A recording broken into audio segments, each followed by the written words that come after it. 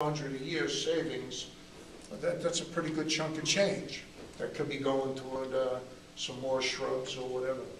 So we'll see how he works out, and he'll take over as soon as Susie. Around about June 15th is going to give him a 30 days, so. All right. Now, the insurance coverage. Now, Sue, do you want to take over anything? I mean, we got a lot of that documentation from Heather McDougall, who was the claims adjuster for travelers insurance. And it's pretty obvious, I don't want to be beating anybody up, but if we have an overzealous board who is trying to find people and do things that aren't exactly right. As you mentioned, dotting your I's, crossing your T's. If there's any inconsistencies, they regard that as what is the term she used, unlawful wrongful act. Or wrongful act. Okay? And it could be the littlest thing, changing your story. Say, telling somebody you have to trim something and then say, oh no, I said you had to remove them. Unlawful act? Wrongful act.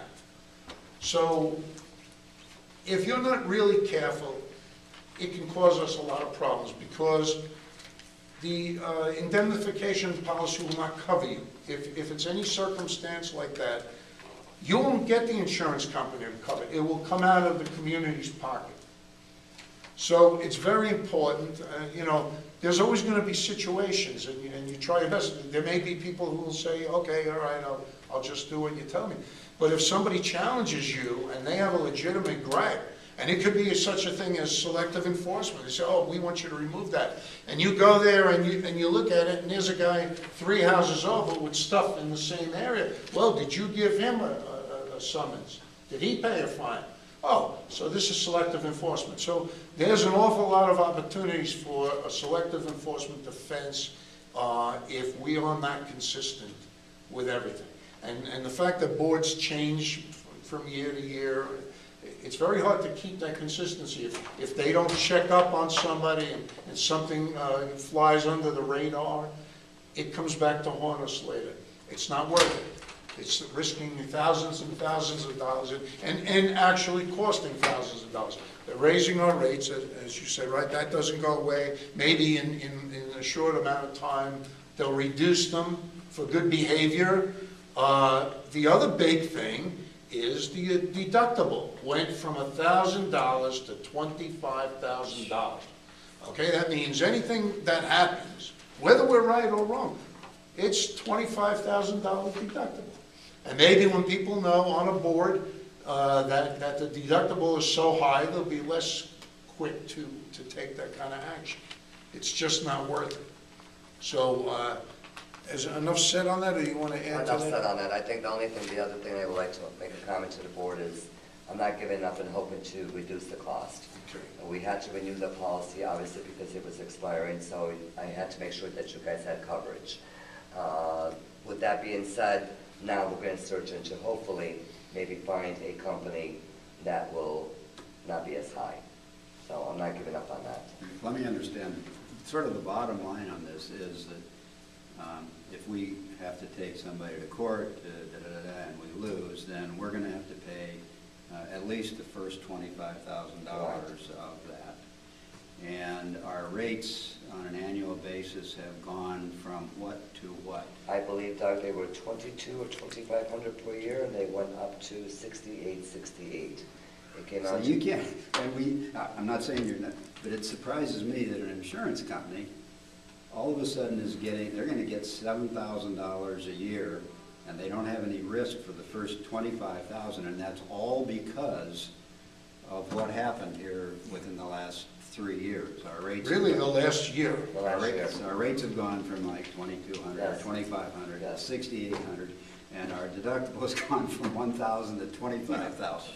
Oh, okay. There's a strong message there, no question about it, and hopefully Sue can get us a better rate.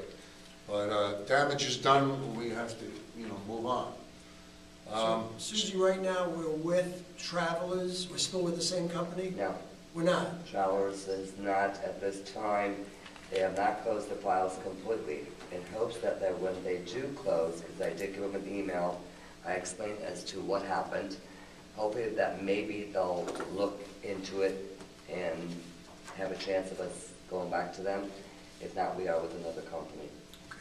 Yeah, but he has gone to 4 carriers, and the one carrier was the one that gave us that rate. And up to that time, Travelers was the most competitive rate or the best rate The that we had? best rate. Travelers was always the best rate. So it's not bad to not burn the bridges behind us and hopefully get back with them? Okay. I don't want to beat this to death anymore, but isn't the bottom line knowledge and education?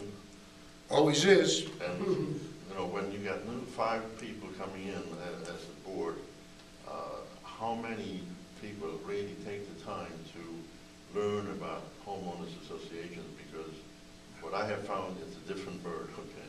Yeah. And you can't, you know, go on your own intuitions or what you might think is common sense, because it doesn't apply to homeowners associations. Exactly.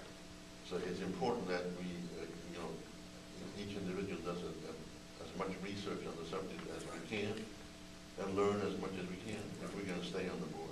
I've gone through these documents a million times, and I still have to keep referring back. And, you know, you got it, and you pick up something different each time. But it's in black and white.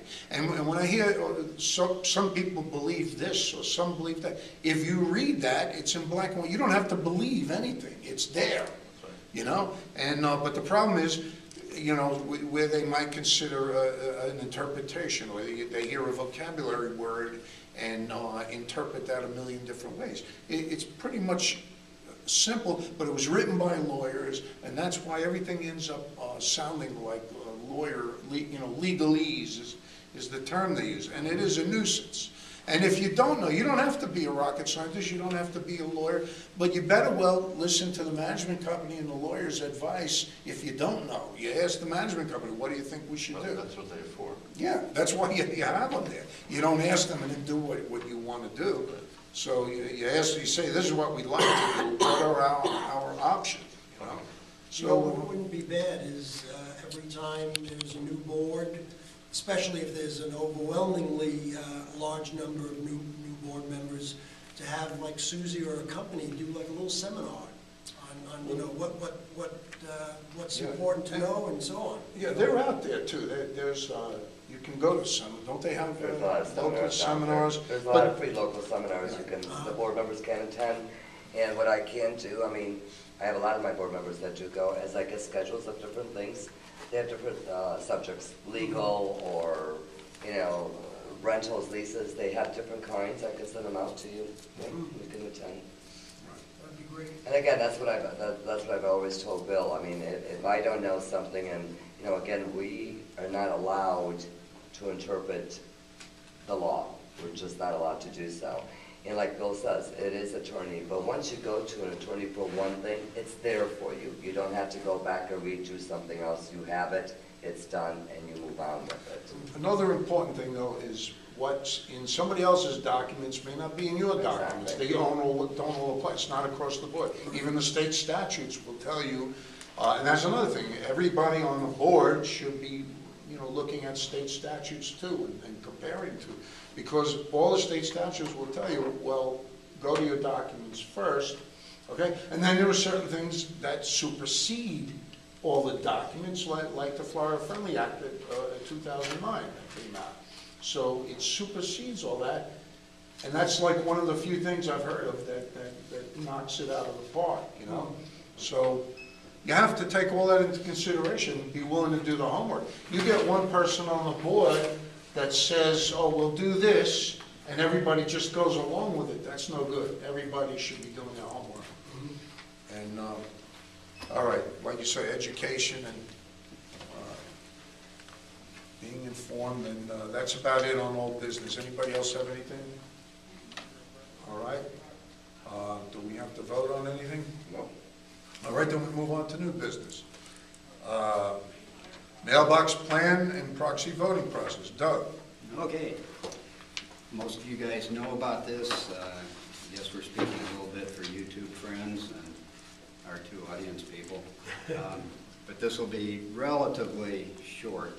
The plan that everybody sees that goes out with the proxy will be longer, a little bit more detailed. This board has been working for a couple months on a plan to replace our existing mailbox system.